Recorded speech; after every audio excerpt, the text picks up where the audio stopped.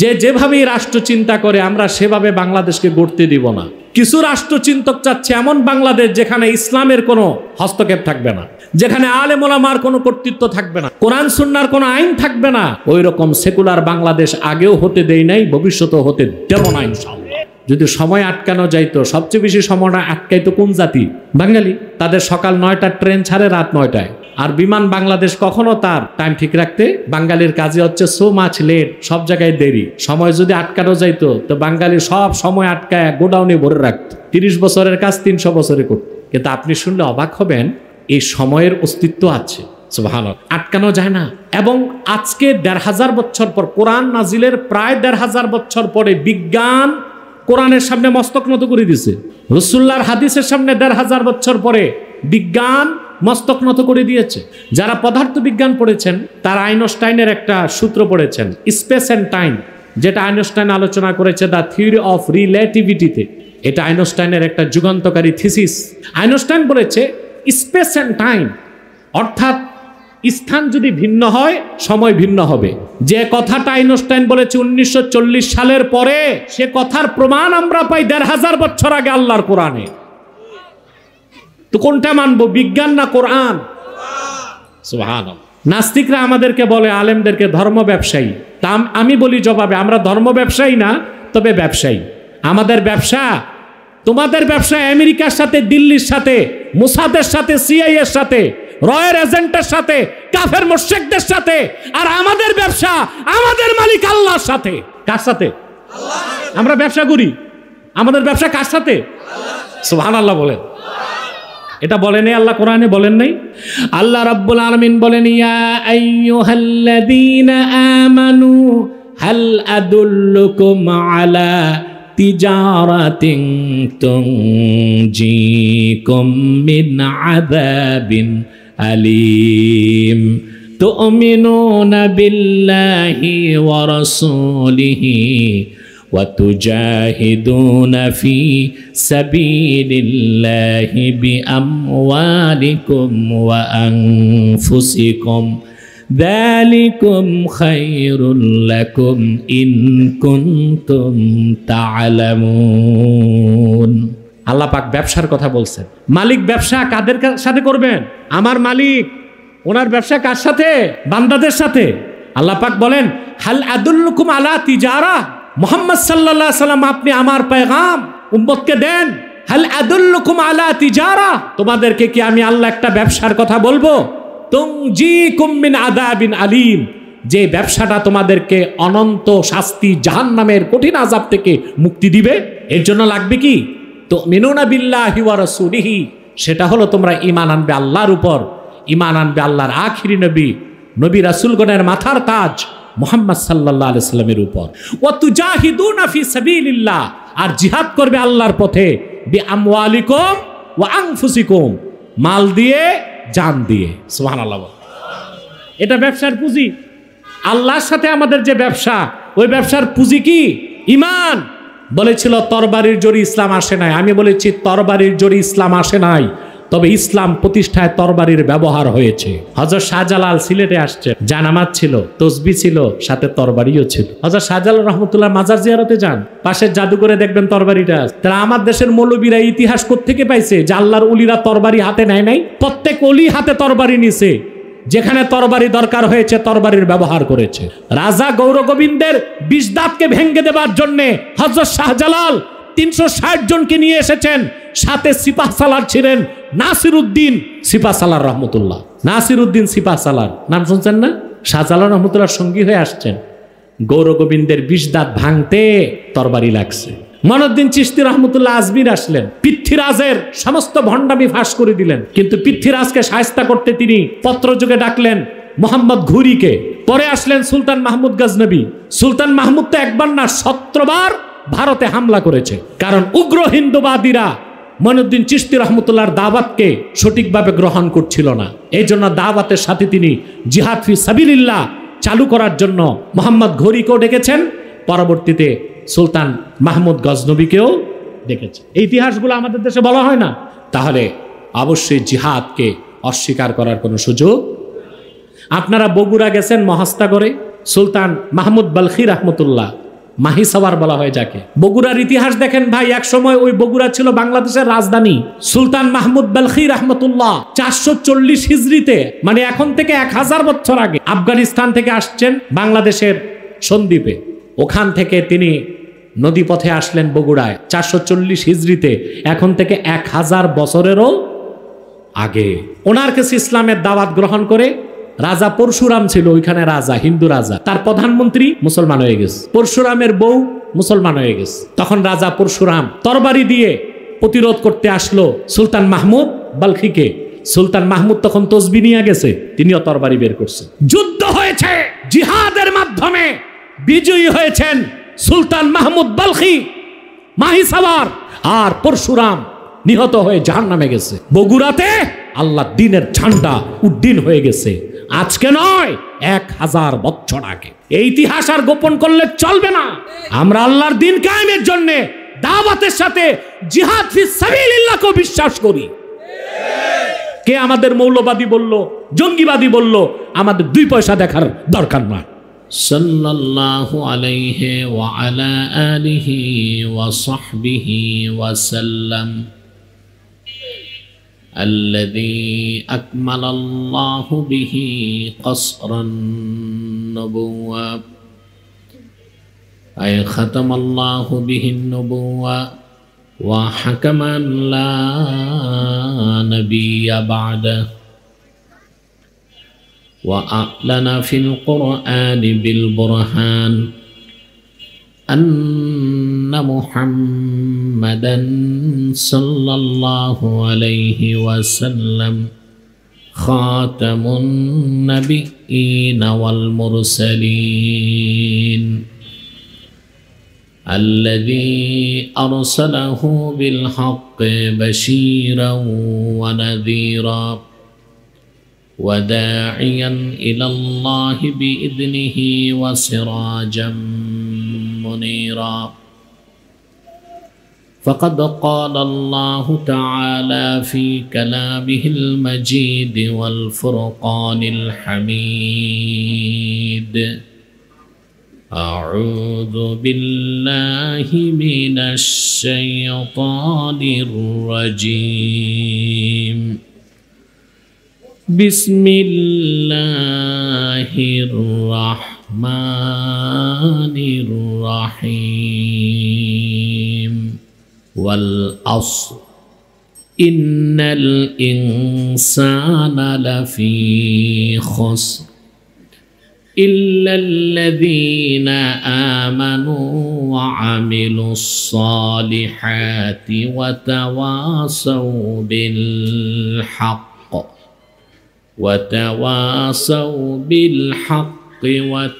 وتواصوا بالصبر. صدق الله العظيم وصدق رسوله النبي الكريم، ونحن على ذلك من الشاهدين والشاكرين، والحمد لله رب العالمين. إن الله وملائكته يصلون على النبي يا أيها الذين آمنوا صلوا عليه وسلموا تسليما. اللهم صل على سيدنا مولانا محمد وعلى آله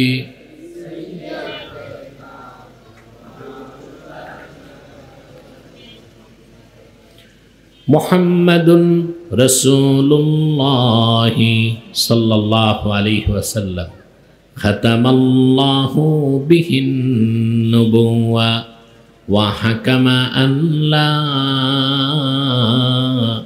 نبي بعده بلغ العلا بكماله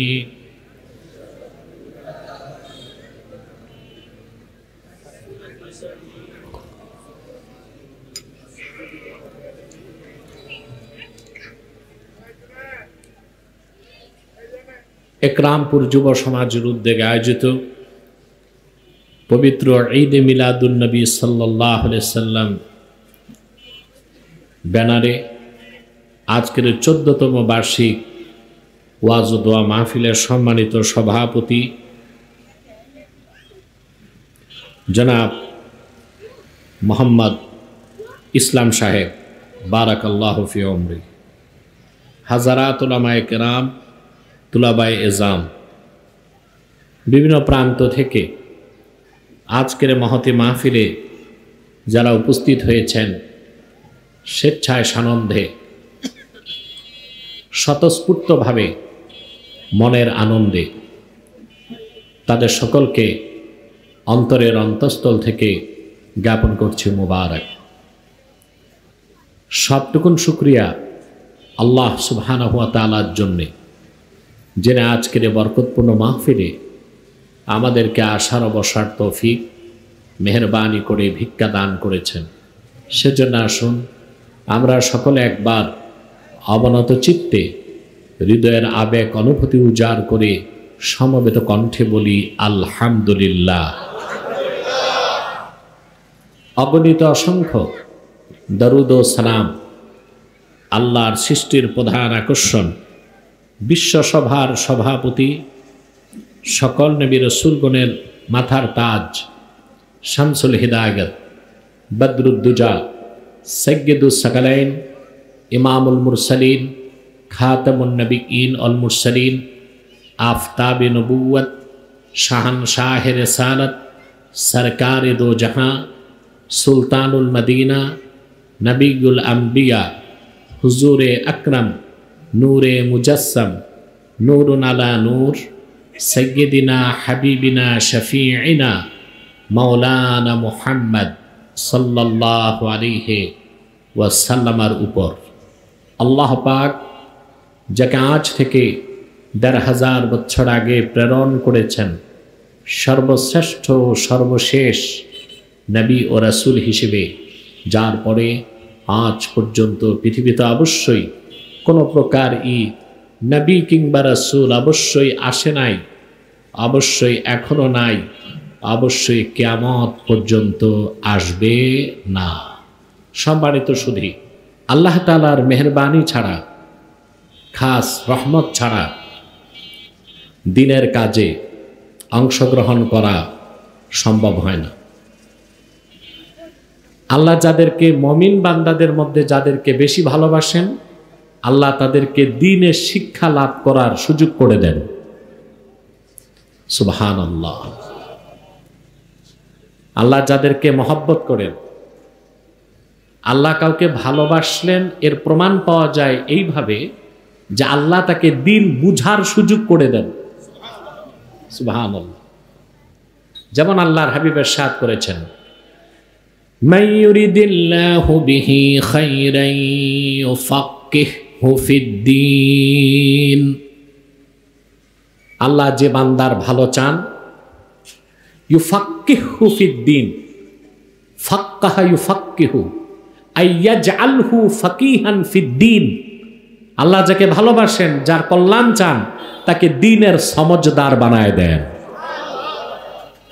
কেউ যদি দ্বীনের সমজ পায়, বুঝতে হবে আল্লাহ তাকে ভালো বেসেছেন। সুবহানাল্লাহ। তা আমরা তো দ্বীন শিখতে এসেছি, ঠিক না?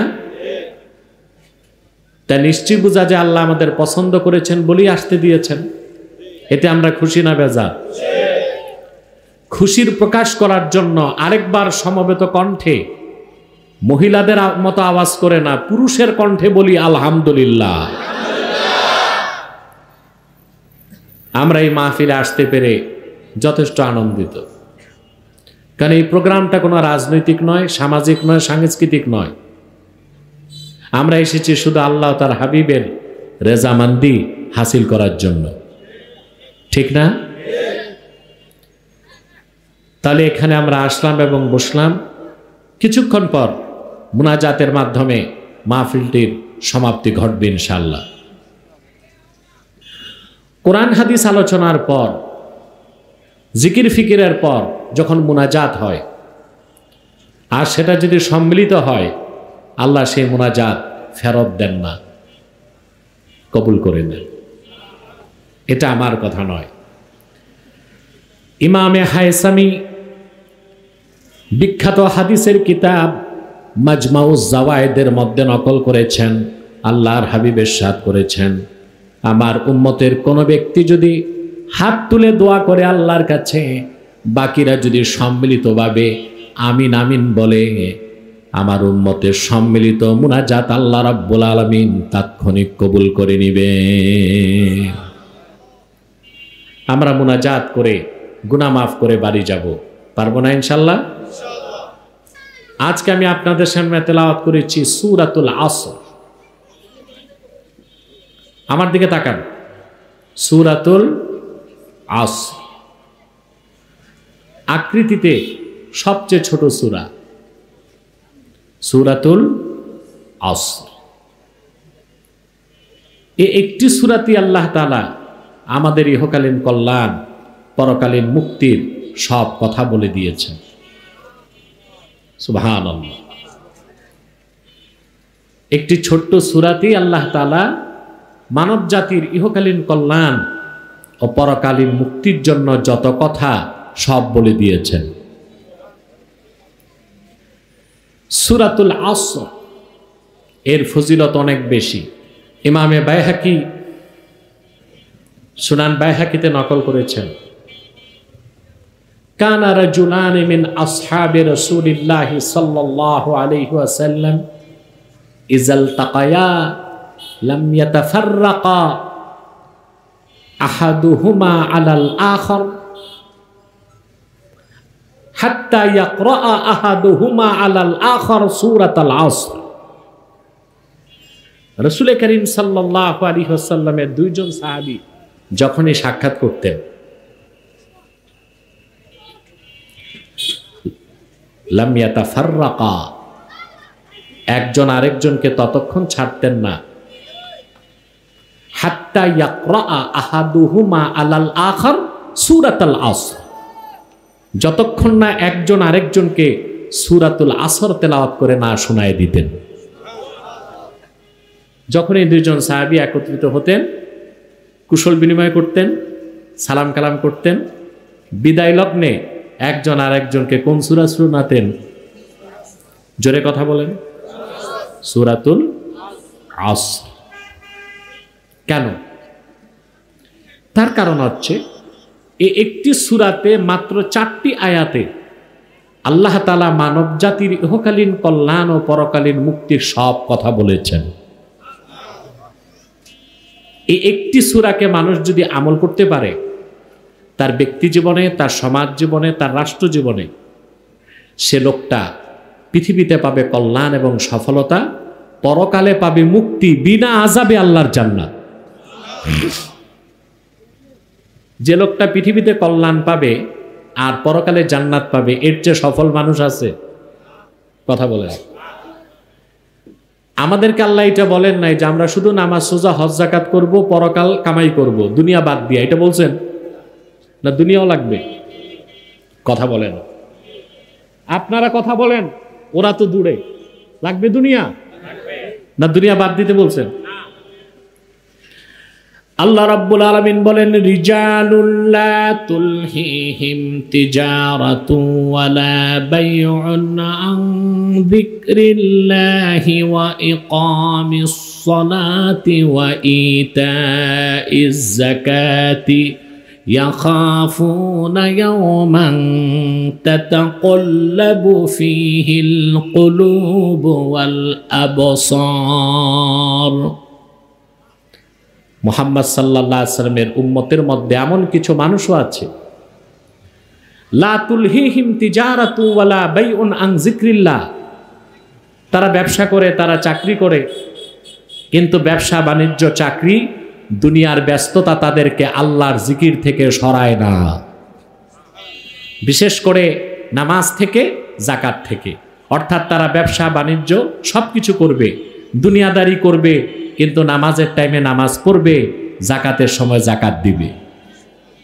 তা বোঝা যাচ্ছে দুনিয়াও দরকার আছে, ব্যবসা বাণিজ্য সবই লাগবে, কিন্তু আখেরাতকে বাদ দিয়ে নয়। সুবহানাল্লাহ। কোরআন কারীমের দিকে তাকায় দেখুন, আল্লাহ তাআলা আমাদের কি দোয়া শিক্ষা দিয়েছেন? আল্লাহ রাব্বুল আলামিন আমাদেরকে দোয়া শিক্ষা দিয়েছেন, রব্বানা আতিনা ফিদ দুনিয়া হাসানাতাও ওয়া ফিল আখিরাতি হাসানাতাও ওয়া কিনা আযাবান নার। এই দোয়াটা পারেন? পড়েন, রব্বানা আতিনা ফিদ দুনিয়া হাসানাতাও ওয়া ফিল আখিরাতি হাসানাতাও ওয়া কিনা আযাবান নার। হে আমাদের রব, তুমি আমাদেরকে দুনিয়ার হাসানা দাও, আখিরাতের হাসানা দাও। তো শুধু আখিরাত চাইতে বলছেন আল্লাহ, না দুনিয়াও লাগবে? আগে আখিরাত চাইতে বলেছেন না আগে দুনিয়া? সুবহানাল্লাহ। জালালউদ্দিন সুয়ুতি রাহমাতুল্লাহ বলেন, যে মুমিনকে আল্লাহ দুনিয়াতে দুইটা জিনিস দিলেন, সতী সাধ্বী চরিত্রবতী স্ত্রী আর একটা প্রশস্ত বাড়ি, সে দুনিয়ার হাসানা পেয়ে গেল। এখানে অনেক বুঝার বিষয় আছে। আপনার গাড়ি আছে, বাড়ি আছে, ফ্যাক্টরি আছে, পয়সা আছে, ব্যাংক ব্যালেন্স আছে, সব আছে, কিন্তু আপনার বউ ঠিক নাই, আপনার দুনিয়ার সবটাই বরবাদ হয়ে গেছে। এই জন্য ইমাম সুয়ুতি বলেন, আল্লাহ যাকে দুনিয়াতে সতী সাধ্বী চরিত্রবতী স্ত্রী দিছেন আর একটা প্রশস্ত বাড়ি দিছেন, সে লোকটাকে বুঝতে হবে সে দুনিয়ার হাসানা পেয়ে গেছে। আর পরকালে যে ব্যক্তি এক মুহূর্তের জন্য জাহান্নামে যেতে হবে না, কম হিসাবে বিনা আযাবে আল্লাহর জান্নাত পাবে, বুঝতে হবে সে আখিরাতের হাসানাও পেয়ে গেছে। এই জন্য আমরা দোয়া করি কি, রব্বানা আতিনা ফিদ দুনিয়া হাসানাতাও ওয়া ফিল আখিরাতি হাসানাতাও ওয়া কিনা আযাবান নার। দুনিয়াও লাগবে, আখিরাতও। দুনিয়ার কল্যাণও লাগবে, আখিরাতের মুক্তি লাগবে। একটা দুনিয়ার হাসানা আর একটা আখিরাতের হাসানা। আনাস বিন মালিক রাদিয়াল্লাহু তাআলা আনহু জলিলুল কদর সাহাবী। আল্লাহর হাবিবের কদমে তিনি যেদিন এসেছেন, সেদিন আনাস বিন মালিকের বয়স ছিল মাত্র 10 বছর। কত বছর? আনাস বিন মালিক রাদিয়াল্লাহু তাআলা আনহু বলেন, খাদিমতুন নবিয়্য সাল্লাল্লাহু আলাইহি ওয়াসাল্লাম 10 সানাওয়াত, আমি 10 বছর আল্লাহর হাবিবের খেদমত করেছি। আনাস বিন মালিক যেই দিন আল্লাহর হাবিবের কদমে আসলেন, সেই দিন তার বয়স ছিল মাত্র 10 বছর। আনাস বিন মালিকের মা হযরত আনাস বিন মালিককে আল্লাহর হাবিবের কদমের সামনে এনে বললেন, ইয়া রাসূলুল্লাহ, ইয়া হাবিবাল্লাহ, খুআইদিমুকা আনাস, এ হচ্ছে আপনার সবচেয়ে ছোট্ট খাদেম, আমার কলিজার টুকরা আনাস। আরবিতে বয়স্ক খাদেমকে বলে খাদেম, আর ছোট খাদেমকে তাসগীর থেকে বলা হয় খুআইদিম। বয়স্ক খাদেমকে কি বলা হয়? খাদেম। আর ছোট খাদেমকে খুআইদিম, তাসগীর থেকে। আনাস বিন মালিকের মা বললেন, ইয়া রাসূলুল্লাহ, আমার ছেলে আনাসের চেয়ে ছোট খাদেম তো আর কেউ নাই আপনার। আমি মা, আমার সামনে তার একটু দোয়া করে দেন।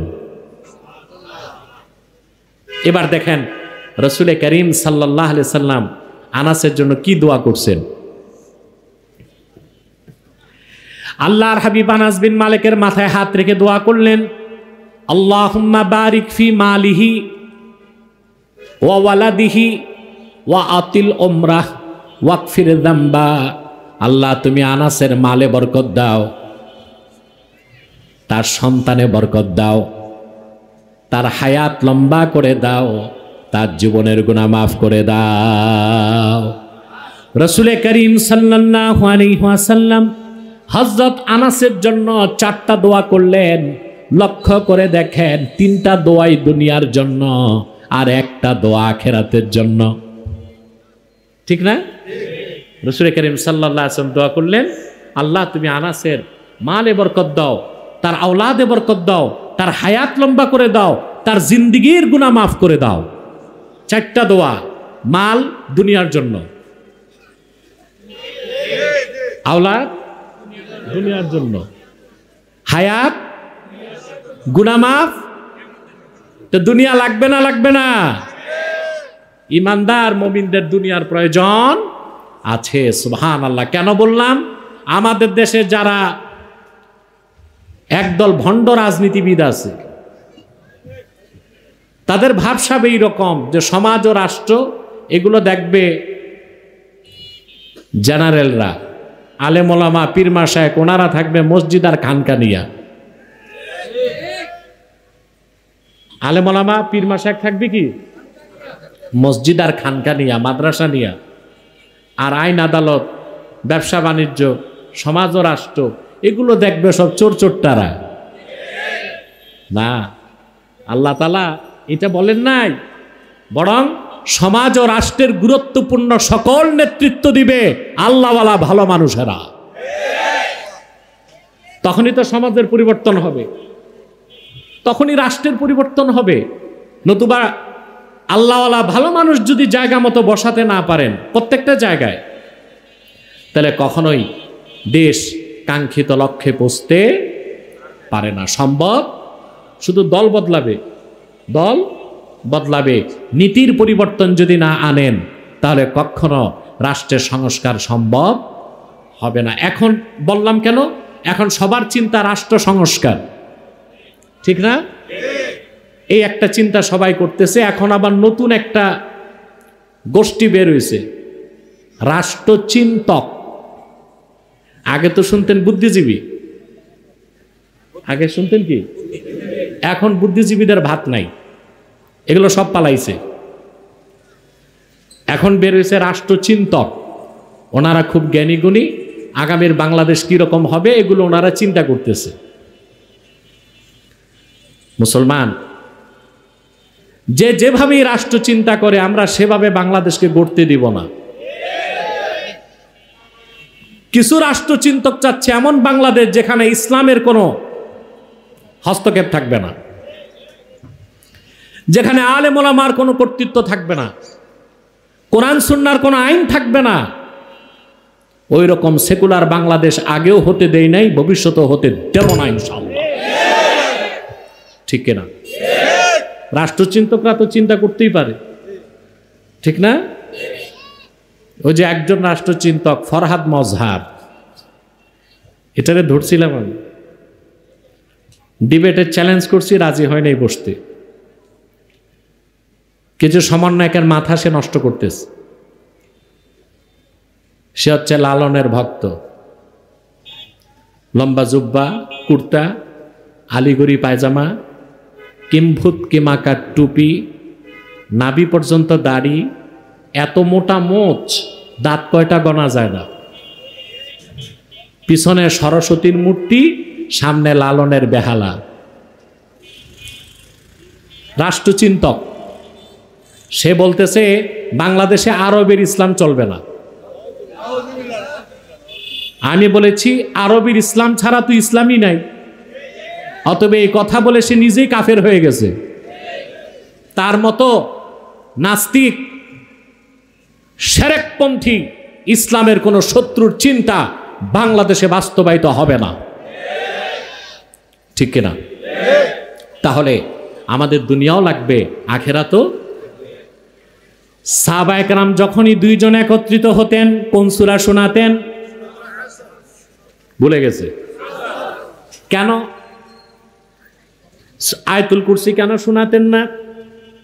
সূরা ইখলাস কেন শোনাতেন না? সূরা ফাতিহাও কেন শোনাতেন না?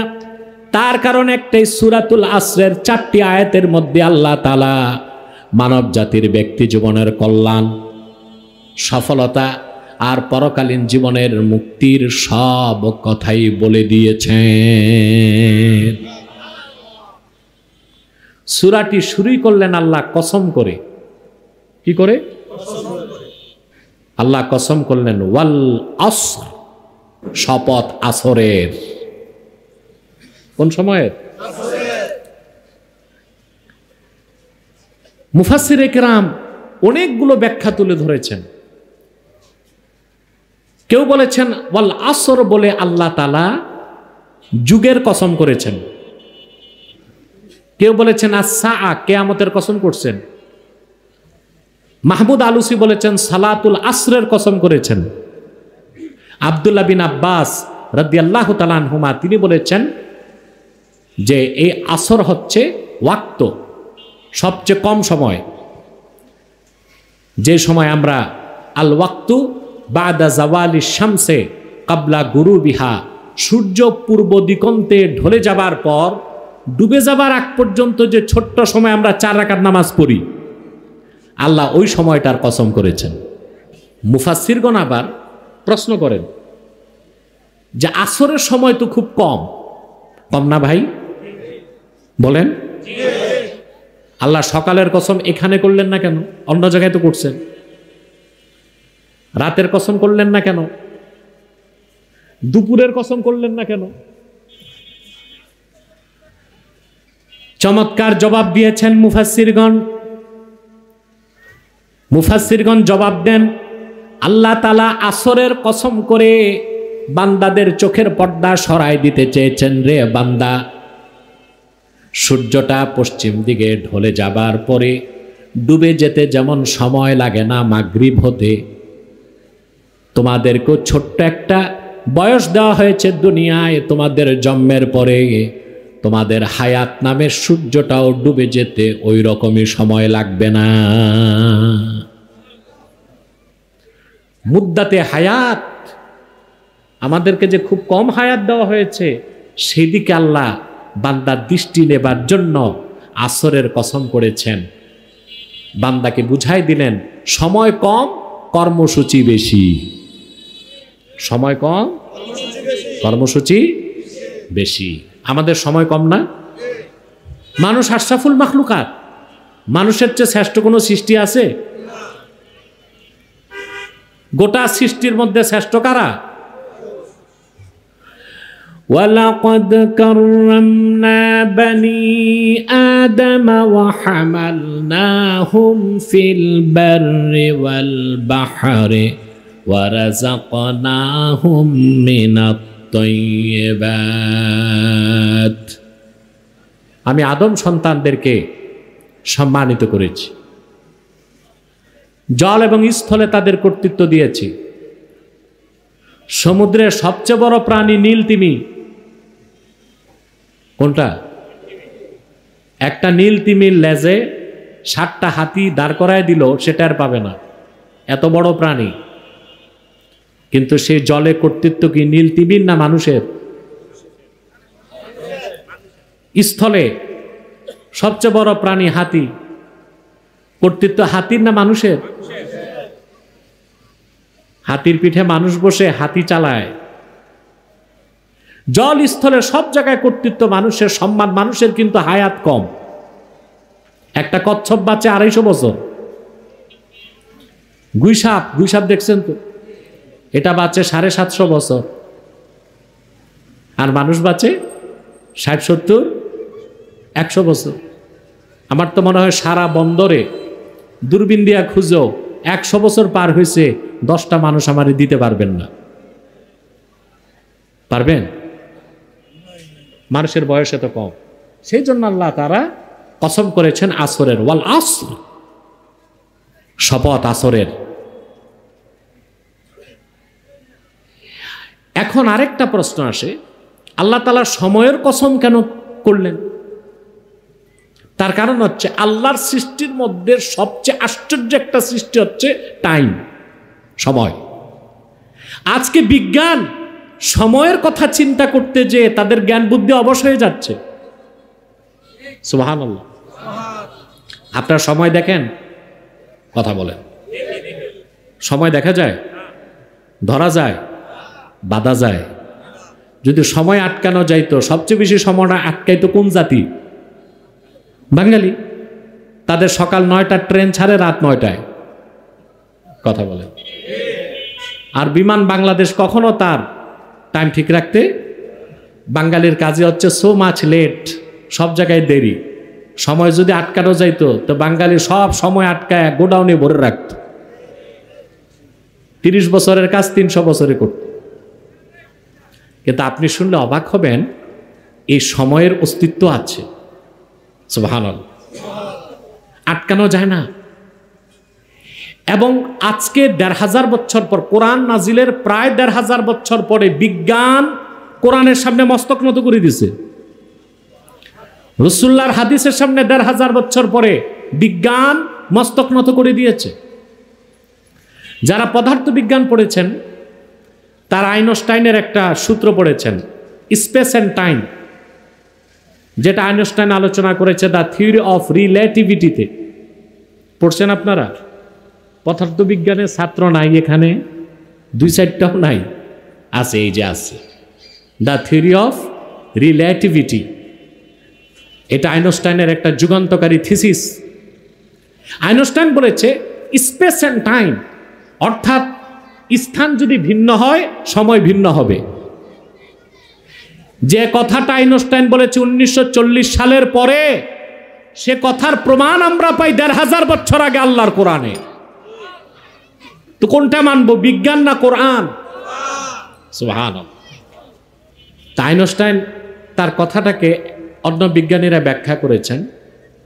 মনে করেন একজন মানুষকে একটা চোঙ্গার ভিতরে ভরা হলো বা রকেটে বসানো হলো, তারপর যদি ফোর্স অ্যাপ্লাই করা হয়, মানুষ নিয়ে চোঙ্গাটা আকাশের দিকে যদি যায়, সেকেন্ডে যদি তার গতি হয় 7 কিলোমিটার, কত প্রতি সেকেন্ডে, তাহলে পাওয়ার অফ গ্র্যাভিটি, মাধ্যাকর্ষণ শক্তি তারে আটকাইতে পারবে না।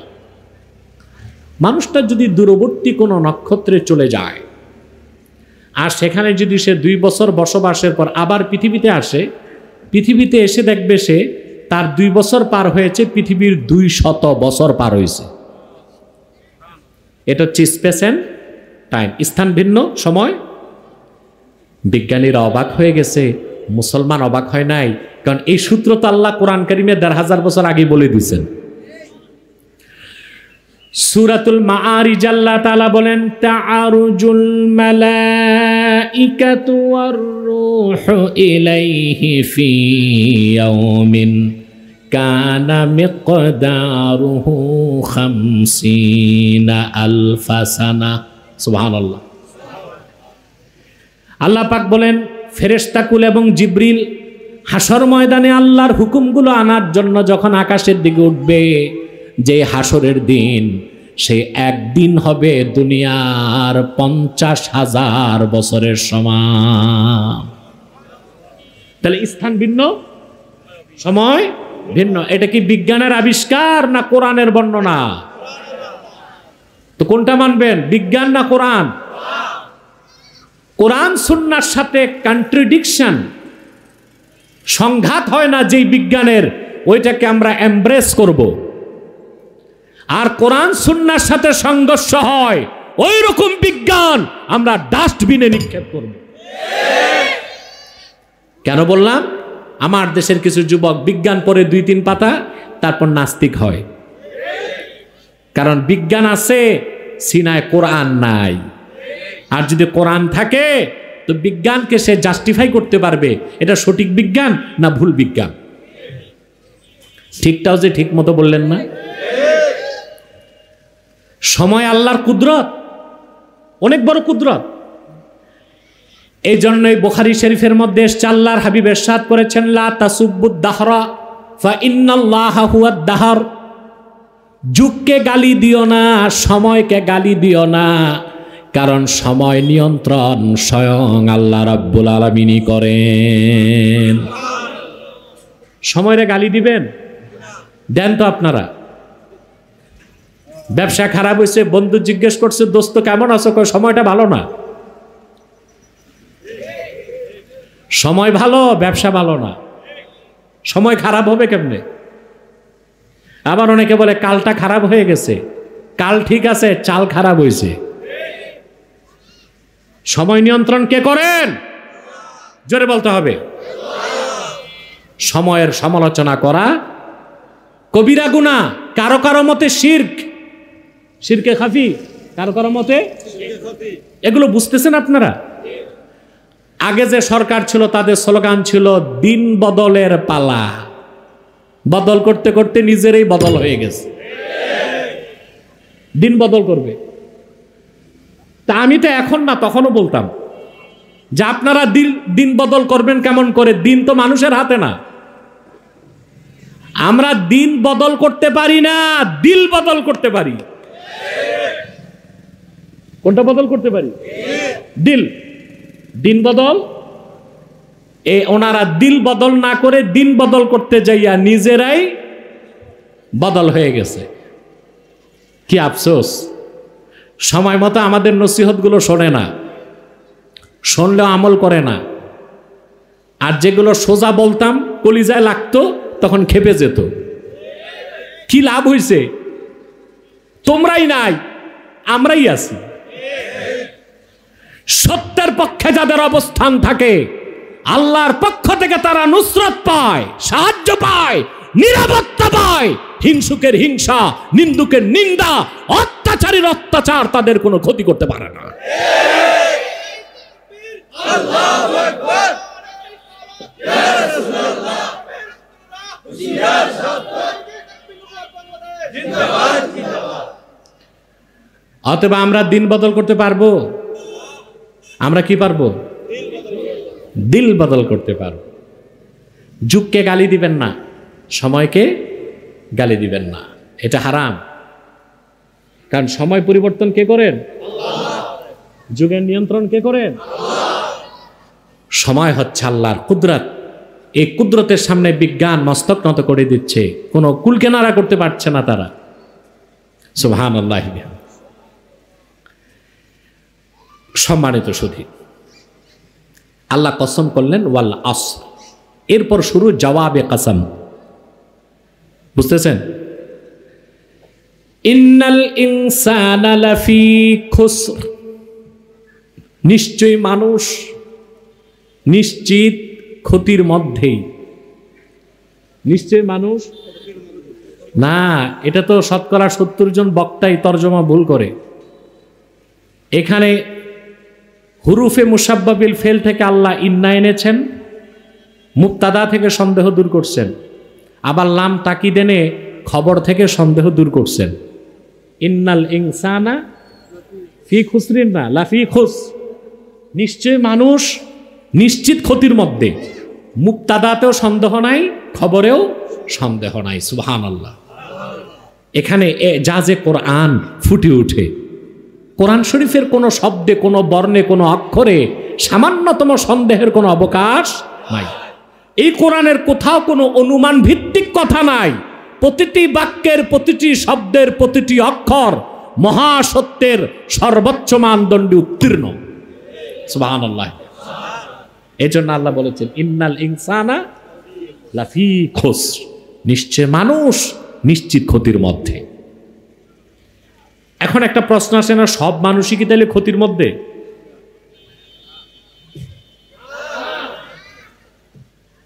নারায়ণগঞ্জের মানুষ তো অনেক কথা বলে, আমিও নারায়ণগঞ্জের, শুধু আমি ওপারের, আপনারা এপারের। আজকে কথা বলেন না কেন? না বেশি মনোযোগ দিচ্ছেন? বেশি মনোযোগ না, এত বেশি মনোযোগ দিয়েন না যে কিছুই বুঝবেন না, মাঝামাঝি থাকেন।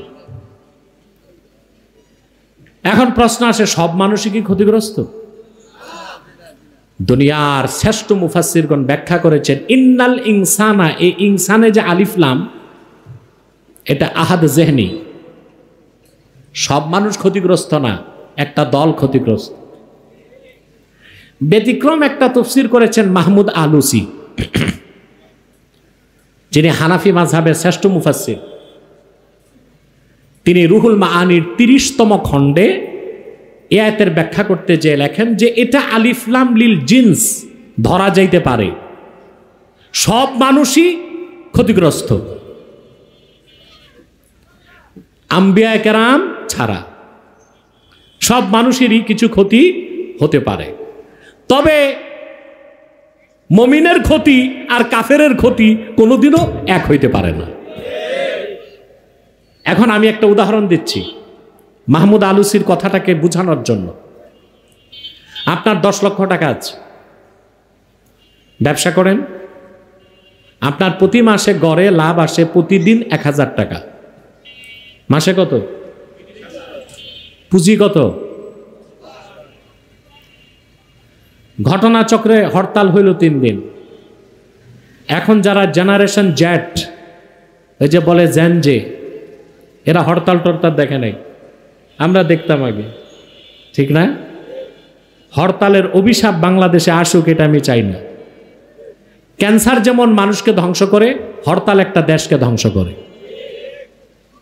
হরতাল এটা তো বাঙালি শব্দই না, এটা গুজরাটি শব্দ। হরতাল মানে হরতাল, যে জিনিস সবকিছু তাল নষ্ট করে তারে বলে হরতাল। একটা দেশের জন্য 4টা জিনিস লাগে: ইম্পোর্ট, এক্সপোর্ট, প্রোডাক্ট, ট্রান্সপোর্ট।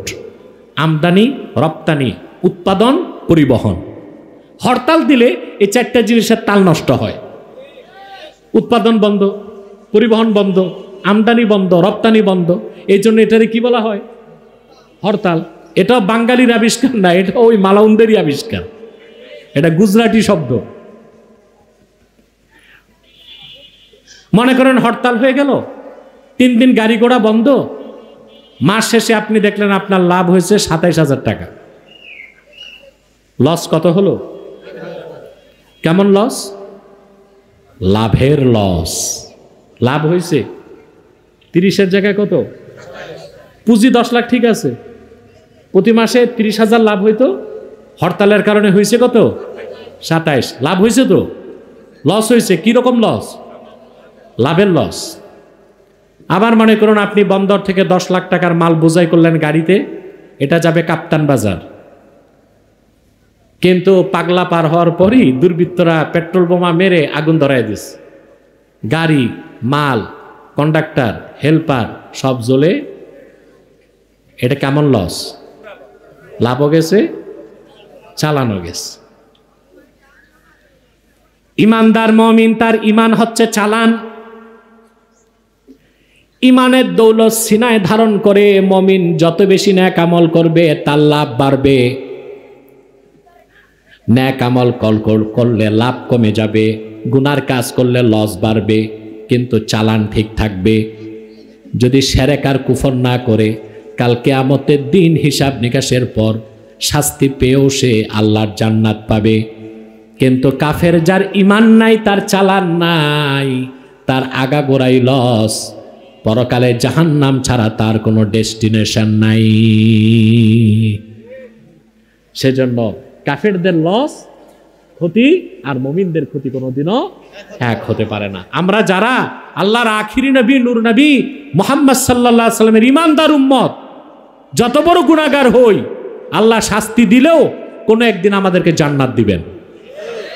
আর যারা কাফের, মুশরিক, বেঈমান, যাদের ইমান নাই, যতই ভালো কাজ করুক, মানব সেবা, সদকা, দান খয়রাত, 2 পয়সার মূল্য নাই, তারা কিয়ামতের দিন কাফের হিসেবে উঠবে, আর অনন্তকালের জন্য তারা জাহান্নামে প্রবেশ করবে। কথা বুঝতেছেন? তাহলে মাহমুদ আলুসির ব্যাখ্যা নিলেও বোঝা যায় প্রত্যেক মুমিনের ক্ষতি হতে পারে, কিন্তু সেই ক্ষতিটা কাফেরের ক্ষতির মতো। কিন্তু আমরা অধিক সংখ্যক মুফাসসিরের মত নিব যে ইন্নাল ইনসানা লাফি খুস। এই ইনসানে যে আলিফ লাম, এটা আহাদ জেহনি, সবাই ক্ষতিগ্রস্ত না, একটি দল মাত্র ক্ষতিগ্রস্ত। তাহলে লাভবান কারা? প্রশ্ন আসে না? আল্লাহ বলে দিচ্ছেন ইল্লাল্লাযীনা আমানু। আপনারা সূরা আসর পারেন তো পড়েন না ভাই।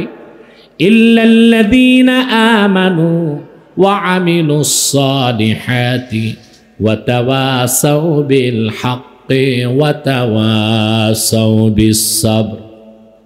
আল্লাহ বলেন, তারা ছাড়া যারা ঈমান আনয়ন করলো, নেক আমল করলো, ওয়া তাওয়াসাউ বিল হক, আই আওসা বা'দুহুম বা'দান বিল হক, পরস্পর পরস্পরকে হকের দাওয়াত দিল। ওয়া তাওয়াসাউ বিস সাবর, আই আওসা বা'দুহুম বা'দান বিস সাবর, পরস্পর পরস্পরকে ধৈর্যের উপদেশ দিল। আল্লাহ বলেন তাদের কোনো ক্ষতি নাই, ব্যবসায় তারা পুরাই লাভবান। মৃত্যু হবে ঈমানের সাথে, কবর হবে তাদের জন্য জান্নাতের টুকরা। হাসর ময়দানে তারা দাঁড়াবে মুমিন অবস্থায়, পুলসিরাতে তাদের কোনো কষ্ট নাই। কম হিসাবে বিদ্যুৎ গতিতে পুলসিরাত পার হয়ে বিনা আযাবে তারা আল্লাহর জান্নাতে চলে যাবে। আখেরাতে আল্লাহ শুধু মুক্তি দিবেন তাই না, সম্মানও দিবেন। উম্মতে মুহাম্মদীকে আল্লাহ যে সম্মান দিবেন হাসরে, তা দেখে পূর্বের অনেক পয়গম্বর ঈর্ষা করবে। সুবহানাল্লাহ। কয়টা কাজ করতে হবে? ঈমান, নেক আমল, সত্যের দাওয়াত, ধৈর্যের উপদেশ। এই চারটা কাজ যারা করবে, চারটা কর্মসূচি যারা বাস্তবায়ন করতে পারবে, এই পৃথিবীতে তারা পাবে কল্যাণ, পরকালে তারা লাভ করবে মুক্তি, আল্লাহর জান্নাত। বলেন সুবহানাল্লাহ। শুধু আল্লাহ জান্নাত দিবেন তাই না, বরং তাদের জন্য সম্মান কি রকম? মাহমুদ আলুসি রাহমাতুল্লাহি আলাইহি রুহুল মানির মধ্যে লেখেন, ইউদাউ লিল মুমিনিনা ইয়াওমা ইদিন কারাসি মিন যাহাবিন ওয়া ইউযাল্লালু আলাইহিমুল গামাম। হাসর ময়দানে আল্লাহ তাআলা তার হাবিবের ঈমানদার প্রত্যেক উম্মতকে বসার জন্য এক একটা স্বর্ণের চেয়ার বিছায় দিবেন। উম্মতে মুহাম্মাদের মাথার উপর হাসর ময়দানে মেঘমালা ছায়া দিবে। আর বিচারের 50,000 বছরের সময়টা উম্মতে মুহাম্মাদের ঈমানদারদের কাছে আসর থেকে মাগরিবের মতো মনে হবে। এটাও একটা কারণ যে আল্লাহ তাআলা এই সূরার শুরুতে আসরের কসম করেছেন, ওয়াল আসর ইন্নাল ইনসানা লাফি খুস। এটাও একটা কারণ যে উম্মতে মুহাম্মাদের যারা খাঁটি ঈমানদার, তাদের কাছে বিচারের দিনটা কত হাজার বছর? 50,000 বছরের সময়টা ঈমানদারের কাছে মনে হবে আসর টু মাগরিব। বলেন সুবহানাল্লাহ। এদের কোনো ক্ষতি নাই, এদের কোনো লস নাই। আপনারা লাভবান ব্যবসায়ী হইতে চান? কথা বলে না। আল্লাহ যা বলছেন এগুলো ব্যবসার কথা। কিসের কথা? ব্যবসা শুনে খারাপ লাগলো? নাস্তিকরা আমাদেরকে বলে, আলেমদেরকে ধর্ম ব্যবসায়ী। তা আমি বলি জবাবে, আমরা ধর্ম ব্যবসায়ী না, তবে ব্যবসায়ী। আমাদের ব্যবসা, তোমাদের ব্যবসা আমেরিকার সাথে, দিল্লির সাথে, মোসাদের সাথে, সিআইএ এর সাথে, রয়ের এজেন্টের সাথে, কাফের মুশরিকদের সাথে। আর আমাদের ব্যবসা আমাদের মালিক আল্লাহর সাথে। কার সাথে? আমরা ব্যবসা করি, আমাদের ব্যবসা কার সাথে? সুবহানাল্লাহ বলেন। রাগ করছেন? এটা বলেন আল্লাহ কোরআনে, বলেন নাই? কথা বলেন। আল্লাহ রাব্বুল আলামিন বলেন, ইয়া আইয়ুহাল্লাযীনা আমানু হাল আদুল্লুকুম আলা তিজারাতিন তুনজিকুম মিন আযাবিন আলীম তুমিনুনা বিল্লাহি ওয়া রাসূলিহি ওয়া তুজাহিদুনা ফি সাবিলিল্লাহি বিআমওয়ালিকুম ওয়া আনফুসিকুম যালিকুম খায়রুল লাকুম ইন কুনতুম তা'লামুন। আল্লাহ পাক ব্যবসার কথা বলছেন। মালিক ব্যবসা কাদের সাথে করবেন? আমার মালিক, ওনার ব্যবসা কার সাথে? বান্দাদের সাথে। আল্লাহ পাক বলেন, হাল আদুল্লুকুম আলা তিজারা। মুহাম্মদ সাল্লাল্লাহু আলাইহি সাল্লাম, আপনি আমার পেগাম উম্মতকে দেন। হাল আদুল্লুকুম আলা তিজারা, তোমাদেরকে কি আমি আল্লাহ একটা ব্যবসার কথা বলবো? তুনজিকুম মিন আযাবিন আলীম, যে ব্যবসাটা তোমাদেরকে অনন্ত শাস্তি, জাহান্নামের কঠিন আযাব থেকে মুক্তি দিবে। সুবহানাল্লাহ বলবেন না? এর জন্য লাগবে কি? তুমিনুনা বিল্লাহি ওয়া রাসূলিহি, সেটা হলো তোমরা ঈমান আনবে আল্লাহর উপর, ঈমান আনবে আল্লাহর আখিরি নবী, নবী রাসূলগণের মাথার তাজ মুহাম্মদ সাল্লাল্লাহু আলাইহি সাল্লামের উপর। ওয়া তুজাহিদুনা ফি সাবিলিল্লাহ, আর জিহাদ করবে আল্লাহর পথে বিআমওয়ালিকুম ওয়া আনফুসিকুম, মাল দিয়ে জান দিয়ে। সুবহানাল্লাহ। এটা ব্যবসার পুঁজি। আল্লাহর সাথে আমাদের যে ব্যবসা, ওই ব্যবসার পুঁজি কি? ঈমান। প্রথম কি? ঈমান, তারপর হচ্ছে আমল। আমরা আল্লাহর সাথে ব্যবসা করব। মুসলমান সহজে একটা কথা বুঝেন, আপনার বিলিয়ন ডলার আছে, কিন্তু আপনার যদি ঈমান না থাকে আপনি কাফের, পরকালে জাহান্নাম যাবেন। ওই টাকা দিয়া কি ছাতার লাভ হবে? কথা বলেন। দুনিয়া এখন সেরা ধনী হচ্ছে এলন মাস্ক, নাম শুনছেন না? আগে ছিল মিস্টার বিল গেটস, এই যে মাইক্রোসফটওয়্যার কোম্পানি আবিষ্কার করছে বিল গেটস, অনেক টাকা ছিল তার, এখন তার নাম্বার নাই, 10-এ আইসা পড়ছে, 4 নাম্বারে না? আর ইলন মাস্ক এখনো সে 2 নাম্বারে আছে। তো অ্যামাজনের যে প্রোপাইটার, সে মনে হয় 1 নাম্বারে চলে এসেছিল। তো ইলন মাস্কের প্রচুর টাকা, তার ব্যক্তিগত সম্পত্তি হচ্ছে $250 বিলিয়ন। আপনাদের এই সমগ্র বাংলাদেশের বাজেট আছে $8.5 বিলিয়ন। আর ওই ইলন মাস্কের একাই টাকা আছে কত? $250 বিলিয়ন। তাহলে বাংলাদেশটা কয় বছর চালাইতে পারে? কিন্তু এই টাকা দিয়ে তার লাভ হবে কি? বিল গেটসের, আপনারা বলবেন সে সফল ব্যবসায়ী। বিল গেটস খুব গরিব ছিল, ইহুদির সন্তান। সে ছিল আমেরিকা নিউ ইয়র্কে স্ট্রিট বেগার, টোকাই টোকাই, পথে ঘাটে ভিক্ষা করত। পড়াশোনা করে মাইক্রোসফটওয়্যার কোম্পানি বানিয়ে আজকে দুনিয়ার সেরা ধনী হয়ে গেছে। আমাকে যদি আপনারা বলেন আপনার কাছে বিল গেটসের মূল্যায়ন কি, আমি বলবো আমাদের দেশে নেরি কুত্তা আর বিল গেটসের মধ্যে কোনো পার্থক্য নেই। কারণ ওর টাকা আছে, পয়সা আছে, ওর তো ঈমান নাই। যার ঈমান নাই তাদের ব্যাপারে আল্লাহ বলেছেন ওরা হচ্ছে কাল আনআম, চতুষ্পদ জানোয়ারের মতো, বালহুম আদল, তার চোখ হারাম। তাহলে আপনার ব্যবসা আছে, পয়সা আছে, টাকা আছে, সব আছে, ঈমান নাই, আপনি ক্ষতিগ্রস্ত। দুনিয়ার ব্যবসায় লাভবান হলেও আল্লাহর সাথে যে ব্যবসা, ওই ব্যবসায় আপনার কোনো স্থান নাই। তাহলে আল্লাহ বলছেন ব্যবসার কথা। কিসের কথা? আল্লাহ বলেছেন ব্যবসার কথা। আমরা এই ব্যবসা করবো ইনশাল্লাহ। এখন এই ব্যবসায় কি চান, লাভ হোক না লস হোক? লাভ চান। এখন লাভ কিভাবে করবেন আল্লাহ তাআলা বলে দিয়েছেন, ইল্লাল্লাযীনা আমানু ওয়া আমিলুস সালিহাত। তারা ক্ষতিগ্রস্ত নয় যারা ঈমান আনয়ন করলো, ওয়া আমিলুস সালিহাত, নেক আমল করলো। তাইলে ক্ষতির থেকে বাঁচার জন্য, আল্লাহর সাথে ব্যবসা করে লাভ পাওয়ার জন্য প্রথম পুঁজির নাম কি? পুরুষের কণ্ঠে আরেকবার, এটাই আসল, এটাই। ঈমান নাই, কিচ্ছু নাই। ইসলামের শুরুটাই তো ঈমান। যার ঈমান নাই, দাড়ি টুপি জুব্বা কুর্তা থাকলে তারে মুসলিম বলা যাবে? মুনাফিক। সে কি? আল্লাযী আযহারাল ইসলামা ওয়া আবতানাল কুফরা, যে কুফরিকে গোপন করে অন্তরে আর বাইরে ইসলাম দেখায়, এর কি বলা হয়? মুনাফিক। কিন্তু কোন ব্যক্তি যদি কুফর করে আর মুখে, অন্তরে কুফর আছে, মুখে স্বীকার করছে বা লেখায় প্রকাশ করছে, কিংবা মৌন সম্মতি কুফরের পক্ষে দিছে, তখন আর তারে মুনাফিক বলার সুযোগ নাই, তাকে সরাসরি কাফের বলতে হবে। কথা বুঝতে পারছেন? তাহলে ইসলামের শুরুটাই কি? ঈমান। ঈমান নাই, নামাজ, রোজা, হজ, যাকাত 2 পয়সার মূল্য নাই। আছে? যার ঈমান নাই সে যদি সদকা করে কাজ হবে? জনসেবা করলে?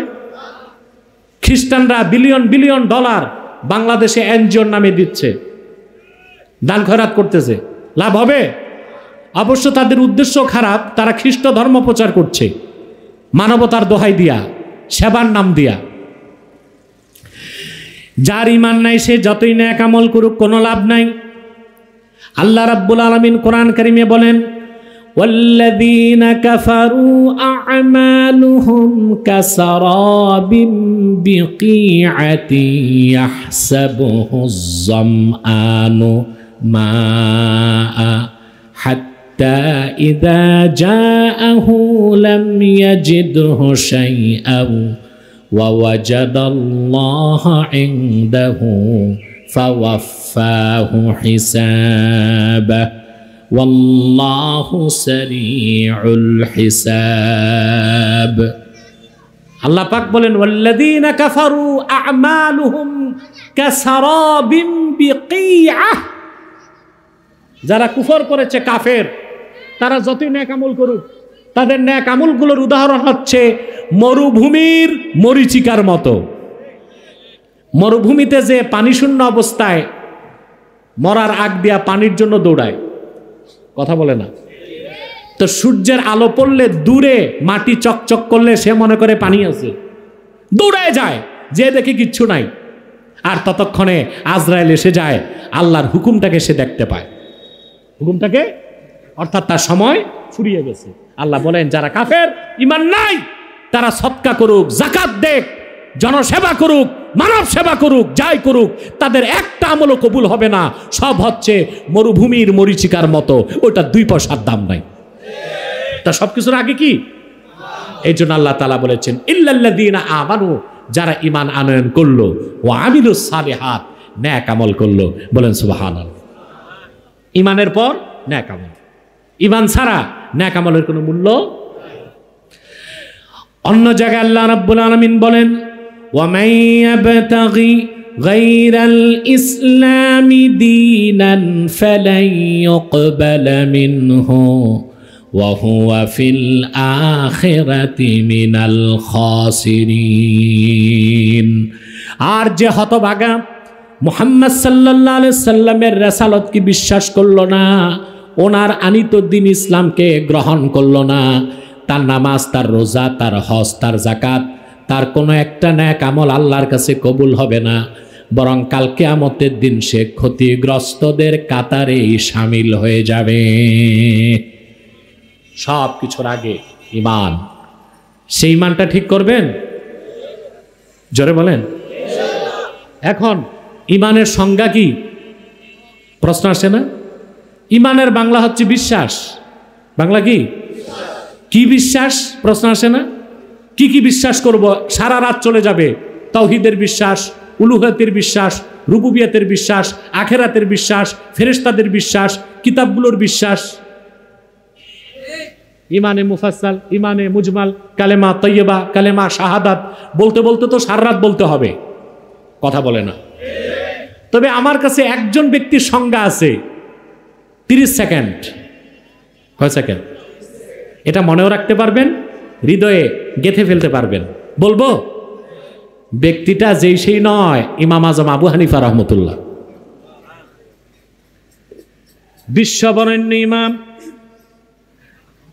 ইমামে আজম আবু হানিফা রহমতুল্লাহি আলাই ইমানের সংজ্ঞা দিতে যেয়ে বলেন, আবারও বলছি কথাটা হৃদয়ে গেঁথে নেন। ইমাম আবু হানিফা রহমতুল্লাহ বলেছেন, আল ঈমানু হুয়া মুজাররাদু তাসদীকি রাসূলিল্লাহ, শুধুমাত্র আল্লাহর রসুল আখিরি নবী নূর নবীজি আমার মুহাম্মদ সাল্লাল্লাহু আলাইহি ওয়াসাল্লামের রিসালাতকে মনে প্রাণে বিশ্বাস করার নাম হলো ঈমান। সুবহানাল্লাহ। এক কথায় উত্তর হয়ে গেছে। তার মানে কেউ যদি সারা জীবন বলে আশহাদু আল্লা ইলাহা ইল্লাল্লাহ,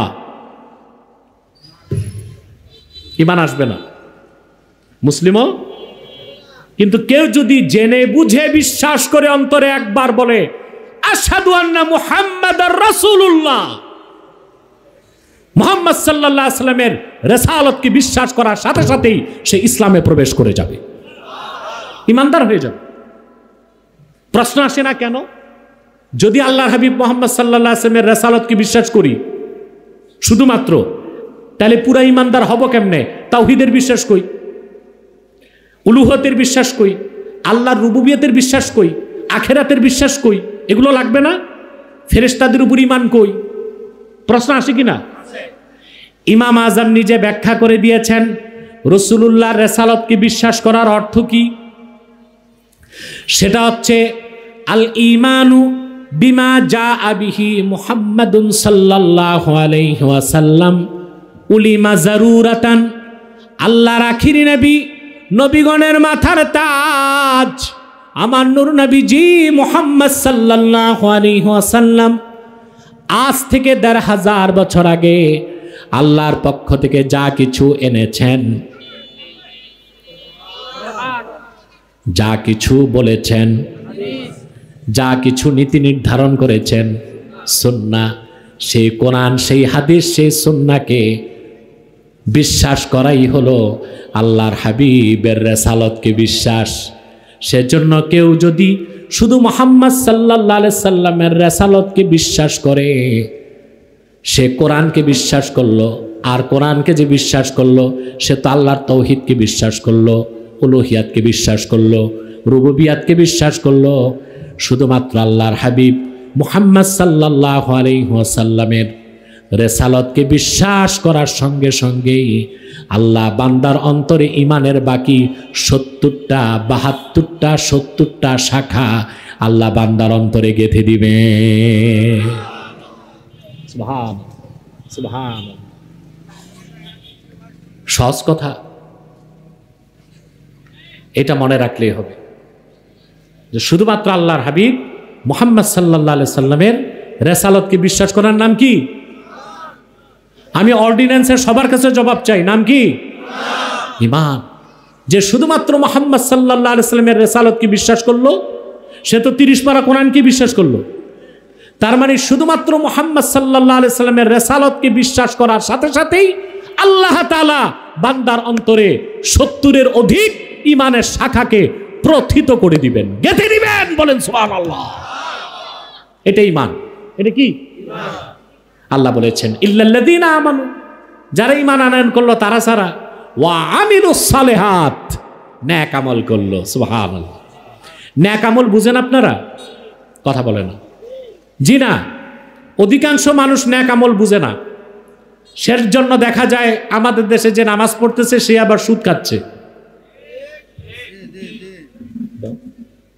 যে নামাজ পড়ছে সেই আবার রোজা রাখতেছে, রোজার দিন তারাবির পর বিচারে বসে মোরল ঘুষ খাচ্ছে। এটা বন্দরে নাই তো? আছে। দিনের বেলা বিচারে গেলে বলে না তারাবির পর, কারণ মাতবর তো জানে কিছু বাইপাস করবে। তো রোজা রেখে এই কাজটা কেমন দেখা যায় না? তো তারাবির নামাজ পড়ে বিচারে বসে দুই দিক থেকেই বাইপাস করে, নামাজও পড়তেছে, ঘুষও খাচ্ছে। হজ করে আসে হাজী সাহেব, দেখা যায় আপন ভাইয়ের ক্ষেতের জায়গা দখল করতেছে। না, এটা নেক আমল নয়। ওয়া আমিলুস সালিহাতের ব্যাখ্যায় বিশ্ববরণ্য ইমাম হাফেজ জালালউদ্দিন সুয়ুতী রাহমাতুল্লাহ ব্যাখ্যা করেছেন, ইল্লাল্লাযীনা আমানু ওয়া আমিলুস সালিহাত আই ইমতাসালুল আওয়ামিরা ওয়াজতানাবুন নাওয়াহি, অর্থাৎ যারা ঈমান আনয়ন করলো আর নেক আমল করলো, তার মানে শরীয়তের হুকুমগুলো মানলো, নিষেধগুলো ছাড়লো। নেক আমল কি? হুকুমগুলো মানা, নিষেধগুলো ছাড়া। অর্থাৎ নামাজও পড়তে হবে, সুদও খাওয়া যাবে না, রোজাও রাখবেন, ঘুষও খাবেন না, হজ করবেন, পরের হক নষ্ট করবেন না। এইটা হচ্ছে আমলে সালেহ। সুবহানাল্লাহি বিহামদিহি। ইমতিসালুল আওয়ামির ওয়া ইজতিনাবুন নাওয়াহি। ঈমান আনার পরে আল্লাহ তার হাবিব সাল্লাল্লাহু আলাইহি সাল্লামের নির্দেশগুলো মানা আর নিষেধগুলো ছাড়া। শুধু ব্যক্তি জীবনে, সমাজ জীবনে, রাষ্ট্র জীবনে। বলেন সুবহানাল্লাহ। করবেন। দুইটা কর্মসূচি শুনলেন, ঈমান আর নেক আমল। এই দুইটা কাজ হচ্ছে ব্যক্তি কল্যাণে, ব্যক্তির মুক্তির জন্য। আমি আগেই বলেছিলাম উম্মতে মুহাম্মাদি ব্যক্তি কেন্দ্রিক না, সে নিজের কল্যাণের সাথে সাথে সমাজ ও রাষ্ট্রের কল্যাণও চাইবে, কারণ তাকে দুনিয়ার কল্যাণ লাগবে, আখেরাতের মুক্তি লাগবে। আলোচনার শুরুতে বলেছিলাম, মনে পড়ছে আপনাদের? সমাজ এবং রাষ্ট্রের কল্যাণে আল্লাহ তাআলা আরো দুইটা কাজ দিলেন, ওয়াতাওয়াসাউ বিল হাক্কি ওয়াতাওয়াসাউ বিস সবর। সুবহানাল্লাহ।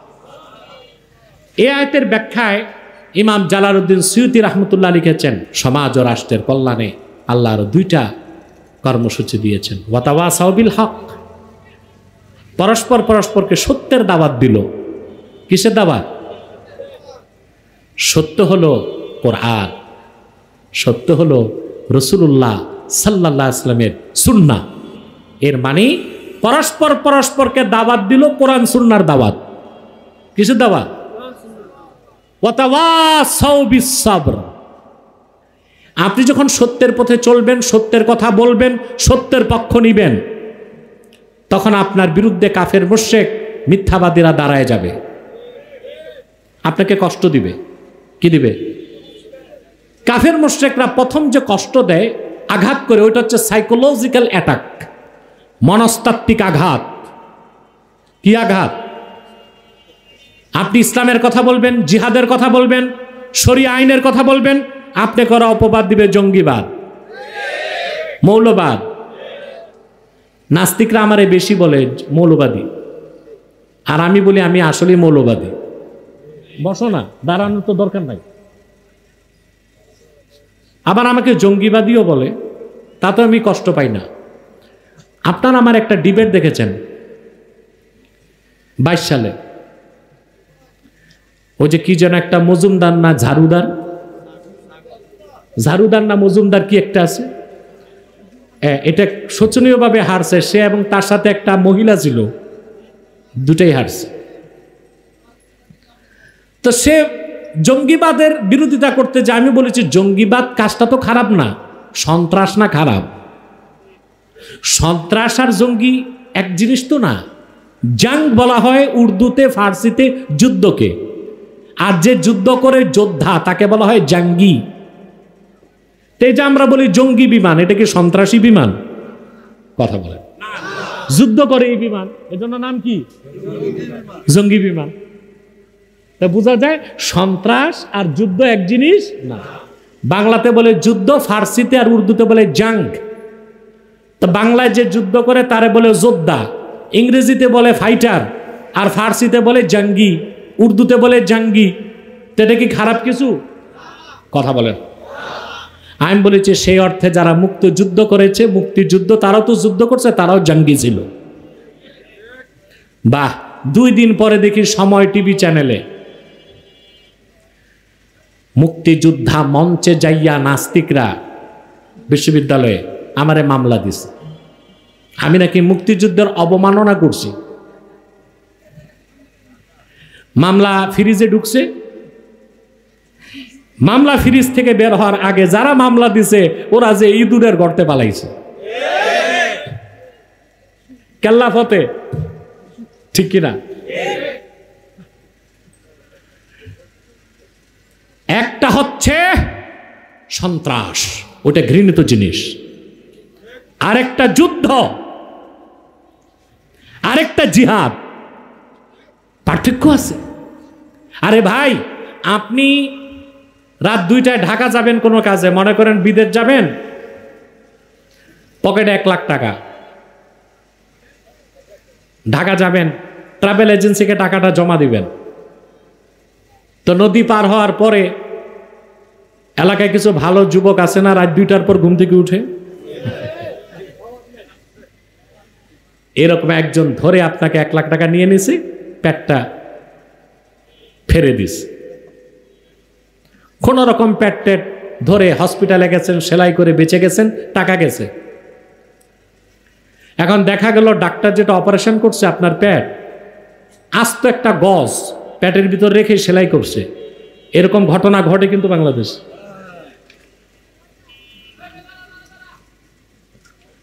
কিছুদিন, বছরখানেক পর দেখা গেল আপনার পেট ফুলে গেছে। ডাক্তার ইনভেস্টিগেট করে দেখলো যে আপনার পেটে কুমড়া সাইজের একটা টিউমার। এখন এটা নিয়েই থাকবেন না অপারেশন করবেন? অপারেশন করতে কোথায় যাবেন? কামারের দোকানে না হসপিটালে? কেমন ডাক্তার লাগবে? সার্জন, ঠিক না? ডাক্তার আপনার সাথে চুক্তিবদ্ধ হলো, আপনাকে অপারেশন করবে, 3 দিন হসপিটালে থাকবেন, বিল 1 লাখ টাকা। ভর্তি হইলেন, 3 দিন থাকলেন, ডাক্তারও ছুরি দিয়ে পেট ফাড়ল, টিউমার ফেলে আসার সময় আপনি 1 লাখ টাকা ডাক্তারকে মনের খুশিতে দিয়ে আসলেন, নদীর ওপারে যে পেট ফেরে 1 লাখ নিচে ও কিন্তু ছুরি ব্যবহার করছে। ডাক্তারের যে সাইন দিয়ে 1 লাখ দিচ্ছেন, ডাক্তারও ছুরি ব্যবহার করছে। একটা ডাকাতি আর একটা ডাক্তারি, ঠিক না? আমেরিকা যেটা করছে, ইসরায়েলকে উস্কানি দিয়া নিরীহ ফিলিস্তিনিদেরকে হত্যা করছে, এটাই সন্ত্রাস, এটা ডাকাতি। আমেরিকা বিশ্ব ডাকাত। ইরানকে হামলা করতে দেয় না, কিন্তু ইসরায়েলকে সুযোগ করে দিচ্ছে। মনে রাখবেন, বাইতুল মুকাদ্দাসের সম্মান রক্ষায় ফিলিস্তিনের মুসলমান 70 বছরেরও বেশি সময় থেকে যে পবিত্র রক্ত বিসর্জন দিচ্ছে, প্রতিটি রক্তের ফোঁটার মূল্য আল্লাহর কাছে আছে। সেই দিন বাকি নয় যেদিন বিশ্ব মানচিত্র থেকে আমেরিকার নামও মুছে যাবে, ইসরায়েলের নামও মুছে যাবে ইনশাআল্লাহ।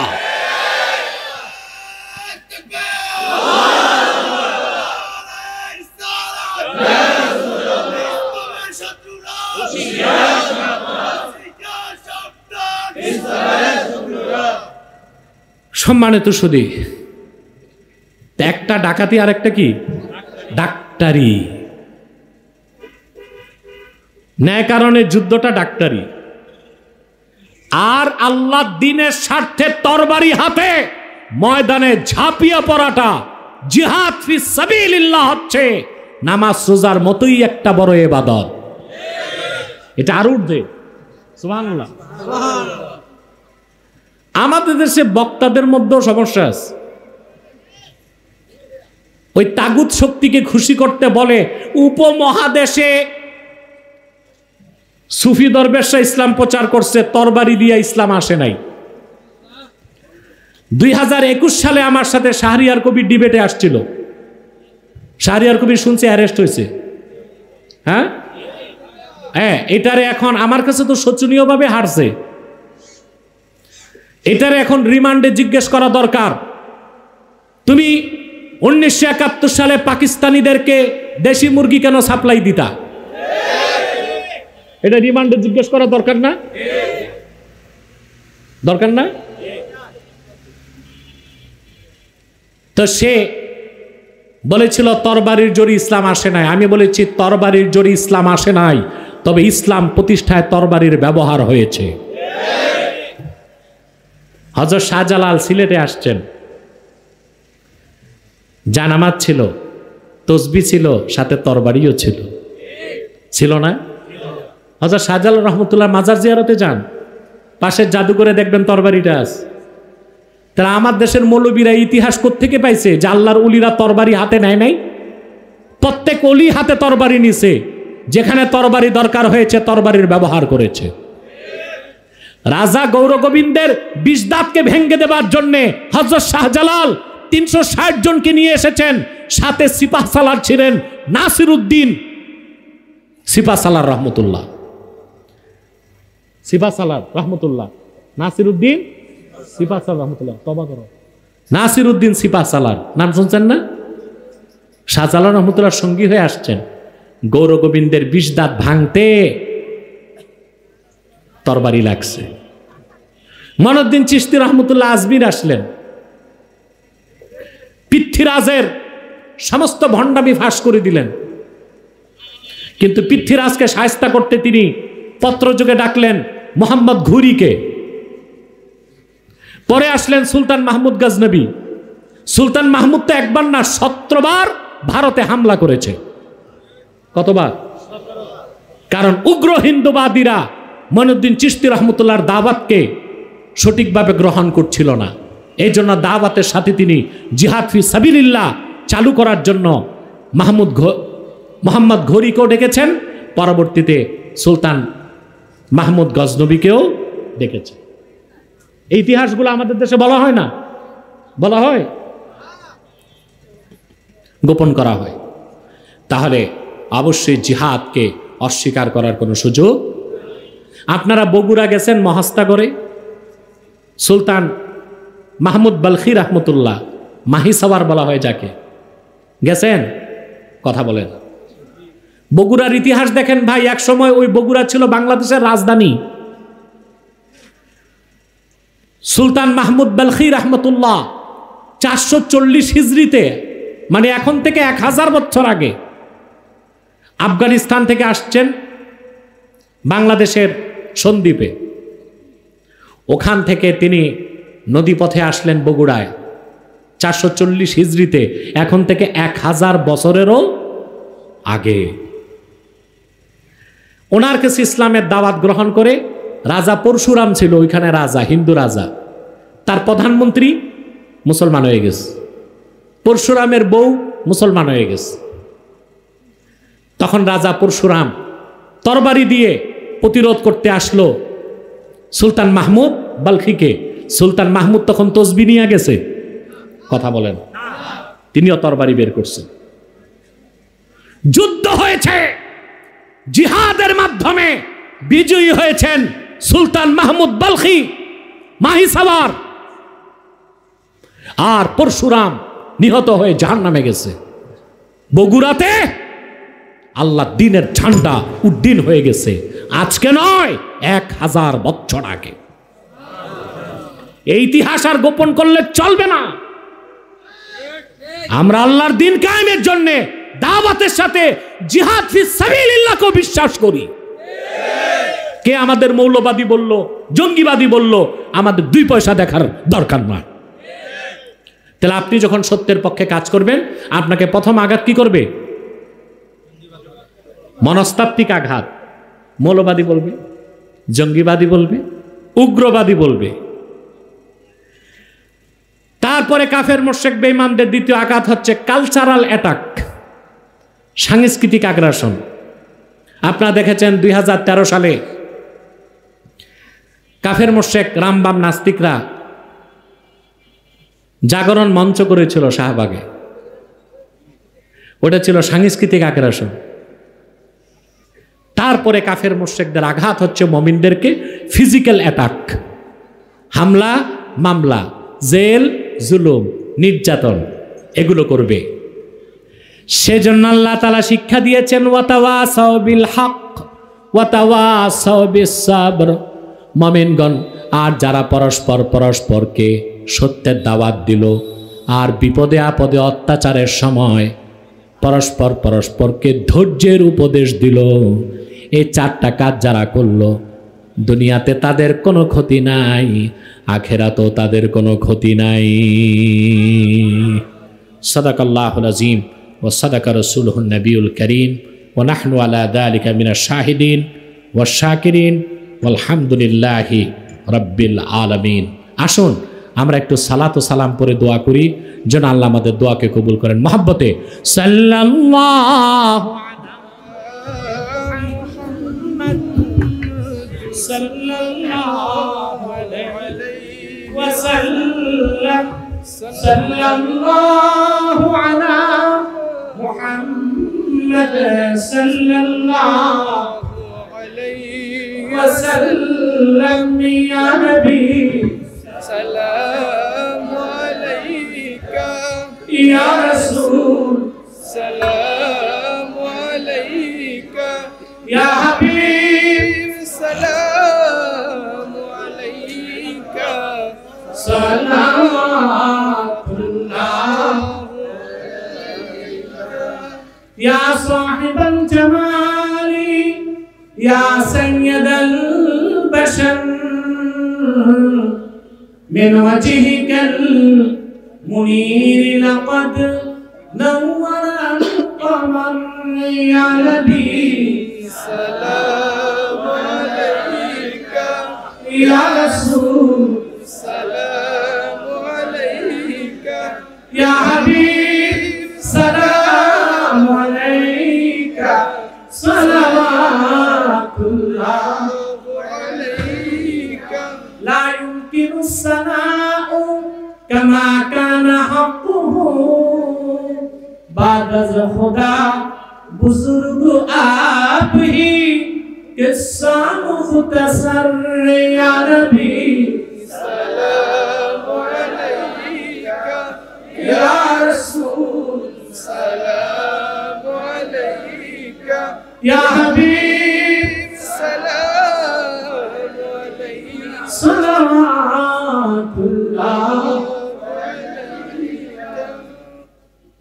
মুহাম্মাদুর রাসূলুল্লাহ সাল্লাল্লাহু আলাইহি ওয়াসাল্লাম খাতামাল্লাহু বিন-নুবুওয়াহ ওয়া হাকামান লা নাবিয়্যা বা'দাহু ইয়া নবী সালামু আলাইকা ইয়া রাসূল সালামু আলাইকা ইয়া হাবিব সালামু আলাইকা সালাওয়াতুল্লাহু আলাইকা। আমার কিতাব, আগের কিছু ছাপা কিতাব এবং নতুন ছাপা কিছু কিতাব আছে স্টেজে। নির্বাচিত তাফসির প্রথম খণ্ড সূরা ফাতিহার তাফসির এটা আছে। নির্বাচিত তাফসির দ্বিতীয় খণ্ড সূরা ইখলাস ও সূরা ইনশিরাহ দুইটা সূরার তাফসির একটা কিতাবে পাবেন। আর সহিহুল বুখারীর প্রথম যে হাদিস ইন্নামাল আমালু বিন্নিয়াত, এই একটি হাদিসের উপর একটি পূর্ণাঙ্গ ব্যাখ্যা গ্রন্থ আছে, মুনাজাতের পর নিয়ে যাবেন।